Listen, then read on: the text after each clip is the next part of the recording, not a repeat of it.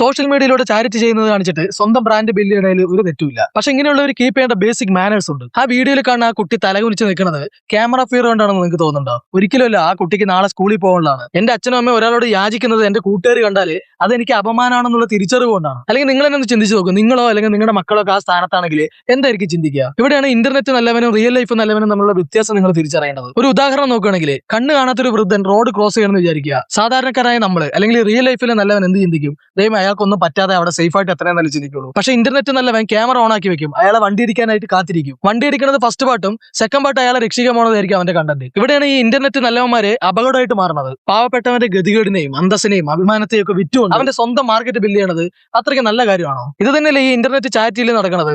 നിങ്ങൾ ചാരിറ്റി ചെയ്തോ, വീഡിയോ എടുത്തോ, നിങ്ങളുടെ ബ്രാൻഡ് ബിൽഡ് ചെയ്തോ, അത് നാലാൾക്ക് ഇൻസ്പിറേഷൻ ആവണമെങ്കിൽ നല്ലത് തന്നെ. പക്ഷെ കാശില്ല എന്നുള്ള ഒറ്റ ഗതികേട് കൊണ്ട് നിങ്ങളുടെ അടുത്ത് കൈ നീട്ടുന്നവരുടെ ഐഡന്റിറ്റി എക്സ്പോസ് ചെയ്യുമ്പോൾ അവരുടെ കണ്ണീരിന് നിസ്സഹായാവസ്ഥനെ മാത്രം ഒന്ന് ബ്ലർ ചെയ്തൂടെ? നിങ്ങൾ അവരുടെ മുഖവും ഈ വ്യക്തിത്വം എല്ലാം സോഷ്യൽ മീഡിയയിൽ ഇട്ട് റീച്ച് ആക്കുമ്പോൾ നിങ്ങൾ യഥാർത്ഥത്തിൽ ചോദ്യം ചെയ്യുന്നത് അവരുടെ അന്തസ്സിനെ അഭിമാനത്തെയാണ്. ഇനി ഈ വീഡിയോന്റെ അടി വന്നിട്ട് നിനക്ക് ക്യാമറ മുന്നിൽ ഇരുന്ന് കൊണയടിക്കാനല്ലേ അറിയുള്ളൂ, അല്ലെങ്കിൽ നീ എന്തെങ്കിലും വെണ്ടയ്ക്ക് ആർക്കും വേണ്ടി ചെയ്തിട്ടുണ്ടെന്ന് ചോദിക്കുന്നവരോട് കാശില്ലാത്തതിന്റെ ഒറ്റ പേരിൽ എന്റെ മുന്നിൽ ഒരാൾ കൈ നീട്ടി വന്നാൽ അയാൾ എനിക്ക് അന്തസ്സില്ലാത്തവനായി കാണാൻ നല്ല ബുദ്ധിമുട്ടുണ്ട്. തൽക്കാലം കാശില്ലാത്തവന്റെ അന്തസ്സിനെയും അഭിമാനത്തെയും വിറ്റ് കാശുണ്ടാക്കാൻ ഞാൻ എന്തായാലും ഉദ്ദേശിച്ചിട്ടില്ല. അവസാനമായിട്ട് ഒരു ഒറ്റ ചോദ്യം ചോദിക്കുക, ഈ ചാരിറ്റി വരുന്ന സമയത്ത് ക്യാമറ ഉപയോഗിക്കാൻ പാടില്ല എന്നുള്ളൊരു നിയമം വന്നാൽ ഇതിൽ എത്ര പേര് ഈ ഫീൽഡിൽ പിടിച്ചു നിൽക്കും?